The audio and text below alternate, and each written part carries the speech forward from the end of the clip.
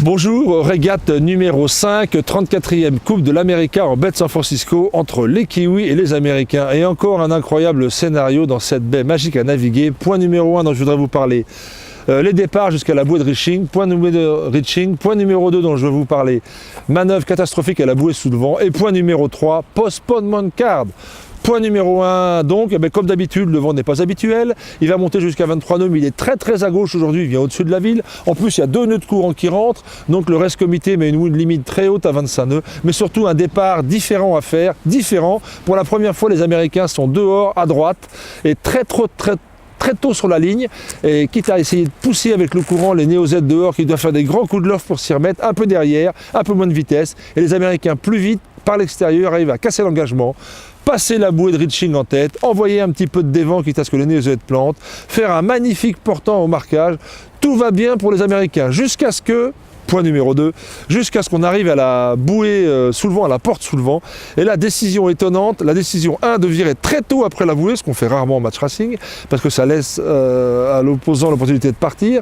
Et autre point, d'essayer un jibing tag, d'essayer de virer en étant haut sur les foils. Alors là, j'ai 2 remarques tout de suite. La première, c'est que pour avoir gagné 2 coupes avec Russell, règle numéro 1, on ne fait jamais un regate, ce qui n'est pas essayé, débugger, valider, approuvé par tout le monde à l'entraînement. Et là, ils essayent un truc qu'ils n'ont pas validé à l'entraînement, ça veut dire qu'ils vont vraiment pas bien en vitesse au près, ils ne sont pas confident avec leur bateau. Et deuxièmement, en virant très tôt, ils laissent l'opportunité aux Néo-Z d'aller 200 mètres plus loin et d'aller plus près de la limite de courant, parce que souvenez-vous, 2 nœuds de courant qui rentrent, Alcatraz à droite, il y a un cône en bas à droite avec moins de courant dans lequel on peut naviguer sans avoir ces 2 nœuds de courant dans le nez. Et si vous n'avez pas la limite de ce cône, eh bien vous donnez l'opportunité à l'autre bateau d'aller à la limite de ce cône et de naviguer plus sans courant. Ce qui se passe, bord de près, catastrophique des Américains qui virent mal jusqu'à 7-6 nœuds en vitesse basse de virement, c'est-à-dire 2 fois moins que ce qu'il faudrait. Et comme ce sont les bateaux qui fabriquent le vent qu'ils ont, si vous partez d'en bas, vous en fabriquez moins, vous êtes encore plus lent. En plus, ils n'allaient pas très bien en vitesse, ils virent mal et ils n'avaient pas le bon génois. Tout va de travers pour les ricains, 1 minute ou même 1 minute 5, je ne sais plus, à l'arrivée, c'est catastrophique. Quelle ambiance incroyablement différente après la régate numéro 4, régate numéro 5, catastrophe, badaboum, le château s'est écroulé. S'est écroulé sur la tête des Américains. Petite prise de tête à tel point qu'ils demandent un postponed card.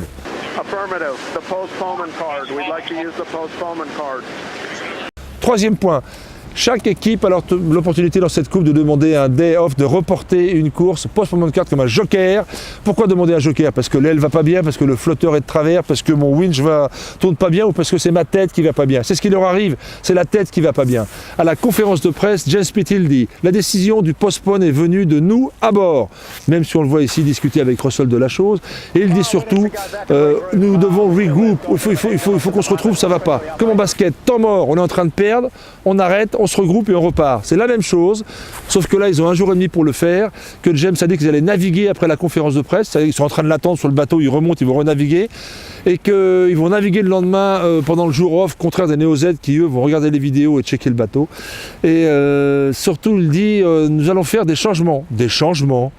Ils ne vont pas changer de bateau, puisque le bateau numéro 1, avec les dérives très avancées, il est quasiment impossible de foiler correctement avec. Ça va être quoi les changements? Changement d'équipage. Waouh! Je suis extrêmement impatient de voir la liste d'équipage pour la régate numéro 6. En tous les cas, aujourd'hui 4-0, tout va bien dans le pays des Néo-Z. Bonne chance et bonne journée.